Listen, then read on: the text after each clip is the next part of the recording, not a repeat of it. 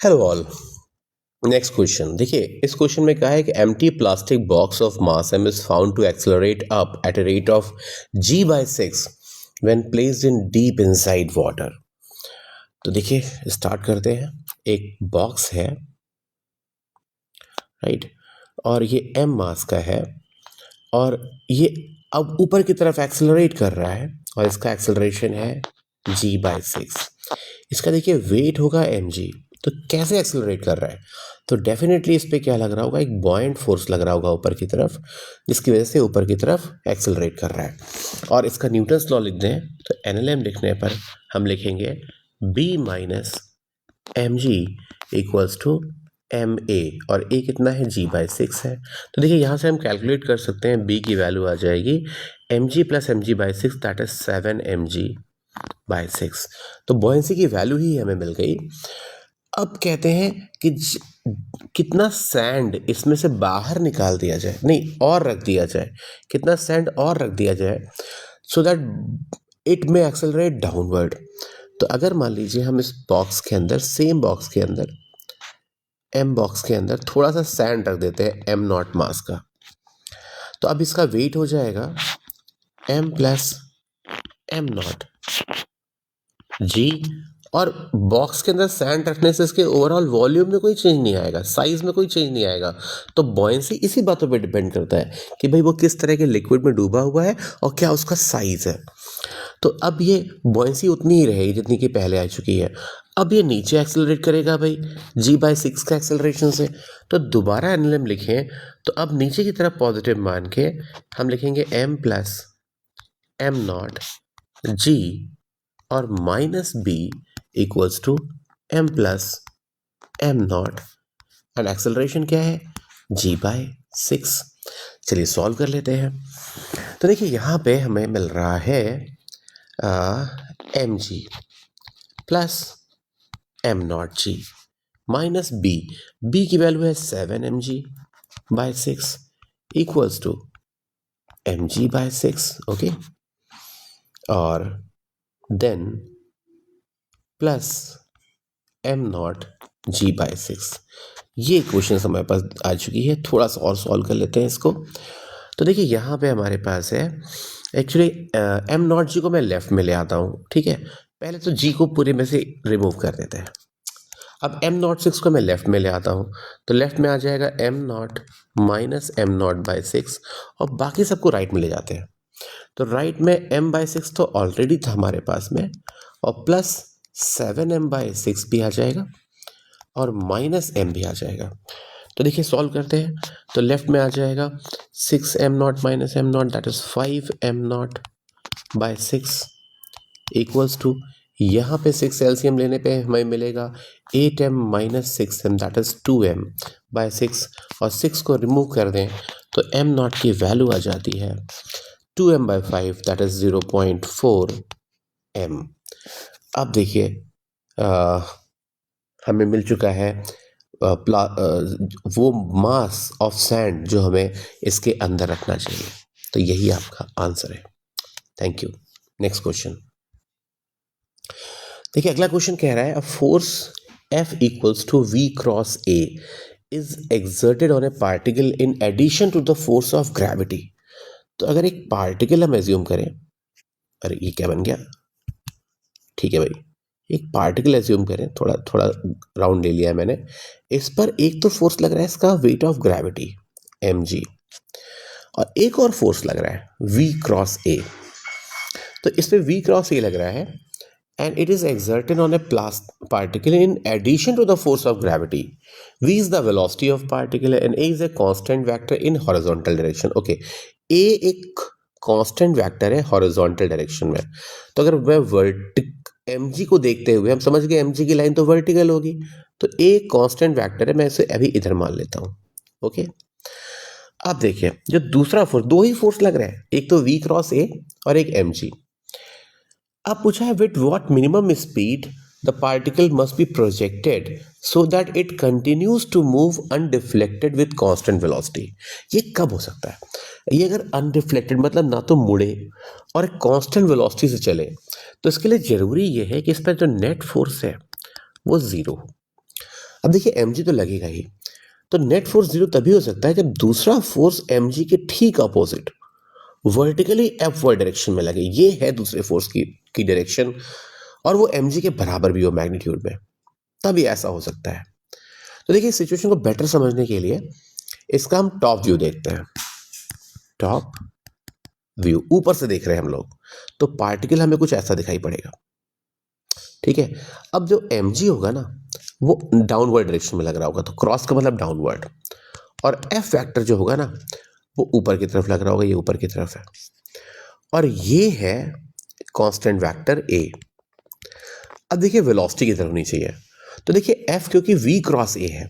अब आप थोड़ा वेक्टर प्रोडक्ट याद रखिए, तो f को ऊपर पाने के लिए हमें वेलोसिटी को a से किसी एंगल पर इधर की तरफ रखना पड़ेगा, इधर की तरफ कुछ एंगल पे। अब आप देखिए v क्रॉस a करिए, v वेक्टर से a वेक्टर की तरफ अपने राइट हैंड की फिंगर्स मोड़िए और तभी f ऊपर आएगा। सो a और v both should be horizontal, और v a से कुछ एंगल बनाते हुए ऐसी डायरेक्शन में होना चाहिए ताकि f ऊपर मिले, तभी f वर्टिकली अपवर्ड मिल सकता है। जब a और v दोनों हॉरिजॉन्टल होंगे तभी f ऊपर मिलेगा, क्योंकि v क्रॉस a ये जो क्रॉस प्रोडक्ट है इसमें f की वैल्यू, f का डायरेक्शन वर्टिकल तभी होगा जब दोनों ही फोर्सेस v और a हॉरिजॉन्टल होंगे। ओके, तो आई होप ये बात आपको समझ में आ रही होगी। अब देखिए हमने स्पेशल डायरेक्शन ऑफ v और a से f को ऊपर तो अचीव कर लिया, बट नेट फोर्स जीरो होने के लिए f के मैग्नीट्यूड को mg के बराबर भी होना चाहिए। अब f का मैग्नीट्यूड क्या होगा? f का मैग्नीट्यूड देखिए होगा v a sine theta, okay, और ये mg के बराबर होगा। तो यहाँ से v की वैल्यू आ जाती है mg by a sine theta. अब देखिए थीटा की बहुत सी इनफाइनाइट वैल्यू हो सकती है, लेकिन हमें चाहिए v का मिनिमम वैल्यू, और v के मिनिमम वैल्यू के लिए हमें साइन थीटा जो कि डिनोमिनेटर में है इसका सबसे बड़ा वैल्यू रखना पड़ेगा, और साइन थीटा की सबसे बड़ी वैल्यू होती है 1। तो साइन थीटा को 1 रखने पे हमें v का मिनिमम वैल्यू मिल जाएगा। तो नोटिस करिए साइन थीटा 1 होगा कब? साइन थीटा 1 तब होगा जब थीटा 90 होगा।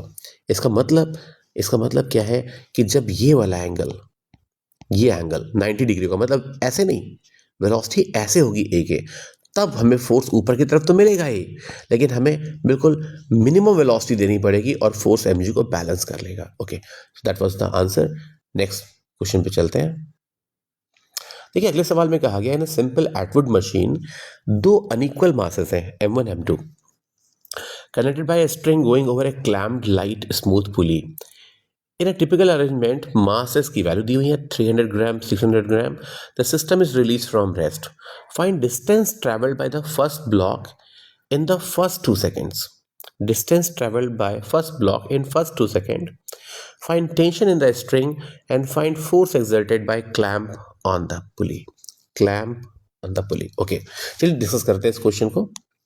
देखिए इसका जो वेट है m1j, ये कितना मालूम, m1 की वैल्यू है 300 ग्राम, दैट इज 0.3 kg, और 0.3 को g से मल्टीप्लाई करेंगे तो ये 3 न्यूटन हो जाएगा। मैंने g को 10 मान लिया है।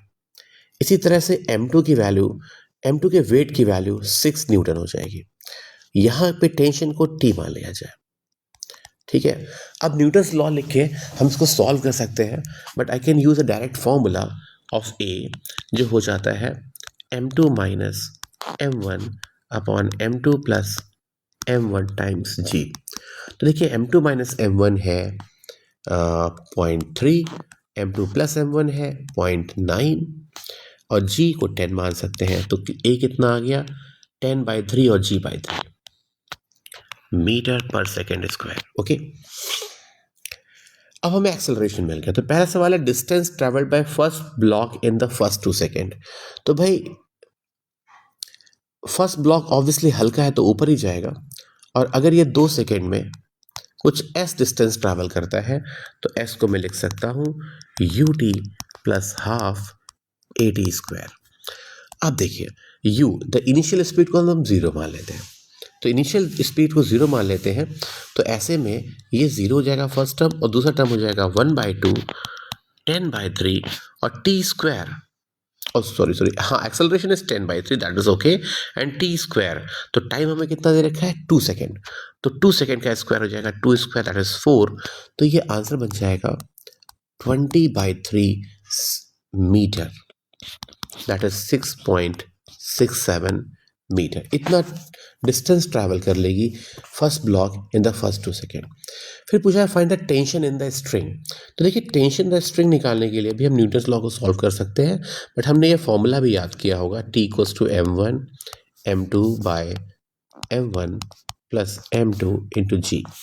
तो यहाँ पे सारी वैल्यूज रखने पे 2 m1 0.3 है, m2 0.6 है, और डिवाइडेड बाय इनका सम 0.9 है, और g को 10 डाल देते हैं। तो यहाँ पे सॉल्व होके आ जाएगा, इसको कट कर देते हैं, ये हो जाएगा 1/3, और ये हो जाएगा 0.2, तो 0.4 इंटू 10, दैट इज 4 न्यूटन। देखिए 4 न्यूटन का फोर्स आ जाता है टेंशन के बारे में। तो टेंशन है स्ट्रिंग में 4 न्यूटन। देन कहा है find the force exerted by clamp on the पुली। ये क्लैम्प क्या चीज़ होती है, इसे हम क्लैम्प बोलते हैं। ओके, तो अब देखिए जरा पुली को कंसिडर करते हैं। अगर हम पुली को कंसिडर कर लें, ठीक है, यहीं पे कर लेते हैं, चलिए देखिए, पुली पर 2 फोर्स नीचे की तरफ लग रहे हैं, रस्सी भी दोनों तरफ खींचती है। रस्सी अगर ब्लॉक को भी पुल कर रही है टी फोर्स से, तो रस्सी पुली को भी पुल करेगी टी फोर्स से। तो इस पुली पर 2 टेंशन फोर्स लग रहे हैं नीचे की तरफ, जो उसे नीचे पुल कर रहे हैं।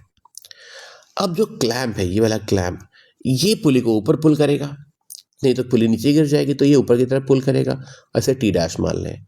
और जैसे कि मैंने पहले ही बताया आपको याद भी होगा कि net force on a light pulley on a massless pulley is always zero, और you can say net force on a any massless body is always zero. So हम कह सकते हैं T dash should be equal to 2t, और T तो हमारा 4 आया है, तो टी डैश आ जाएगा 8 न्यूटन। तो ये है answer to part C. This was answer to part B, and this was answer to part A. So that's all for this video. Thank you.